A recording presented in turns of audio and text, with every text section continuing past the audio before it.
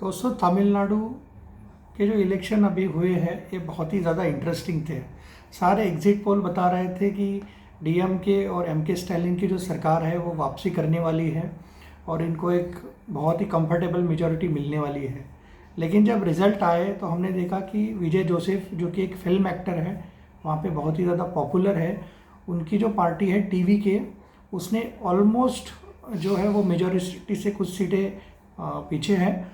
वो single largest party बन के उभरी है। तो दोस्तों, क्या इसके पीछे कोई एक बहुत बड़ा खेल रचा जा रहा है, या इसके पीछे जो विजय को इतना समर्थन मिला है, क्या वो अपने आप ही है, इनऑर्गेनिक है? तो दोस्तों, आइए हम इसके बारे में बात करते हैं कि आखिर तमिलनाडु के इलेक्शन में इस बार क्या हुआ है। तो दोस्तों, आपको पता है कि डीएमके के साथ में कांग्रेस और अदर पार्टी का एक इंडिया अलायंस है, जो कि 2024 के इलेक्शन के साथ ही चल रहा है। और एआईएडीएमके जो जयललिता की पार्टी थी, उनका एनडीए, अंडर एनडीए बीजेपी के साथ में एक अलायंस है। और इस बार टीवी के जो है वो एक नई पार्टी फर्स्ट टाइम इलेक्शन में उतरी और उन्होंने ऑलमोस्ट सारे सीटों पे उन्होंने, एक भी ऐसी सीट नहीं है जहां उनकी ज़मानत जब्त हुई है। और ये किसी भी पार्टी के लिए जो पहली बार इलेक्शन लड़ रही है, ये बहुत बड़ी बात है। तो दोस्तों, एक जो विजय है वो बहुत ही पॉपुलर तमिल एक्टर है, तो बहुत सारे लोग हैं जो उनको पसंद करते हैं। इस बार उन्होंने जो इलेक्शन में फ्रीबीज प्रॉमिस करी है, वो भी एक बड़ा फैक्टर है। लेकिन दोस्तों, सबसे बड़ा जो एक फैक्टर है वो है, जैसे आपने देखा होगा कि जो खिचड़ी है, या जो आपने एक जो सुना था बीरबल की खिचड़ी, एक कहानी थी कि उसको बहुत ही धीमी आंच के ऊपर एक पकाया जाता है ताकि वो स्वादिष्ट बने। तो दोस्तों, बीजेपी इस बार सरकार बना पाएगी या वो बनाना चाहती थी, ऐसा था ही नहीं। बीजेपी को वैसे भी 2 सीट, कभी कभी तो कुछ वोट भी नहीं मिलते थे। उनका वोटिंग परसेंटेज शेयर जरूर बढ़ा था, बट सीटें कभी नहीं आती थी। लेकिन इस बार जो उन्होंने वो काम किया है, वो फ्यूचर के लिए काम कर रही थी। 2021 के इलेक्शन में, 2024 में अन्नामलाई के लीडरशिप के अंडर उनको बहुत ज़्यादा होप थी कि हम एक बहुत बड़ा कुछ एक रिवॉल्यूशन करेंगे, बहुत ज़्यादा सीटें आएंगी। लेकिन एआईएडीएमके के जो कुछ नेता थे, उन्होंने जब उनका कैंपेन सॉबोटेज किया और कोयम्बटूर से उनको हरवाने का काम किया, तो उसके बाद बीजेपी को समझ में आ गया था कि अगर हमें तमिलनाडु में राज करना है, तमिलनाडु में सरकार बनानी है, तो सबसे पहले इंटरनल क्लीनअप बहुत ज़रूरी है। और ये क्लीनअप ओपनली नहीं हो सकता है, या हम किसी भी अलायंस पार्टनर को डायरेक्टली ब्लेम नहीं कर सकते हैं। तो दोस्तों, इस इलेक्शन में जहाँ पर भी बीजेपी एआईएडीएमके के साथ में खड़ी थी, तो उन्होंने अपने सारे जो वोट थे वो विजय को ट्रांसफ़र करे ताकि वो जीत जाए। और एआईएडीएमके जो, जिनको लगता था कि हम यहाँ पे बहुत बड़ी पार्टी है और बीजेपी की हमें ज़रूरत नहीं है, तो दोस्तों उनके लिए एक बहुत ही बड़ा रियलिटी चेक मिला है और वो बुरी तरीके से धराशायी हो गए हैं।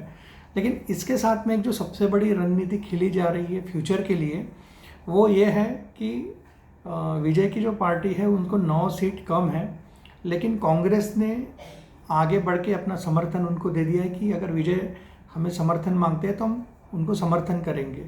अब जबकि कांग्रेस जो है वो डीएमके के साथ में इंडिया अलायंस में है, और टीवीके ने जब डीएमके को हरा के वो सत्ता में आए हैं, और उनका ही अलायंस पार्टनर जब वो समर्थन देगा, तो वो इंडिया अलायंस तो ऑलमोस्ट टूट ही चुका है, उसकी कोई वैल्यू रही नहीं है। तो आने वाले समय में अब ऐसा होगा कि डीएमके पूरी तरीके से ख़त्म हो गई है, एआईएडीएमके भी ऑलमोस्ट ख़त्म ही हो गई है।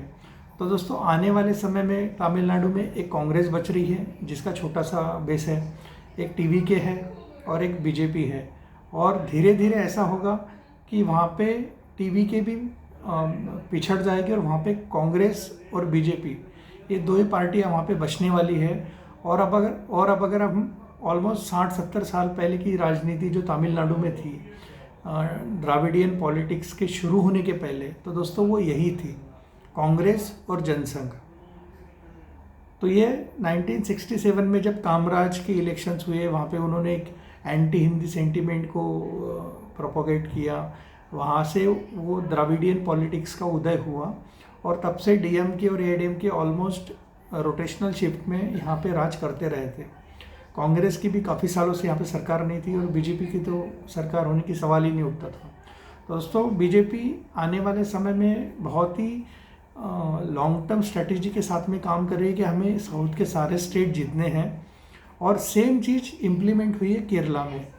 जो लेफ्ट की सरकार वहाँ थी, अब उसको कांग्रेस ने हटा दिया है और वहाँ पे कांग्रेस और बीजेपी सेकंड लार्जेस्ट पार्टी बन के आई है, थर्ड लार्जेस्ट पार्टी।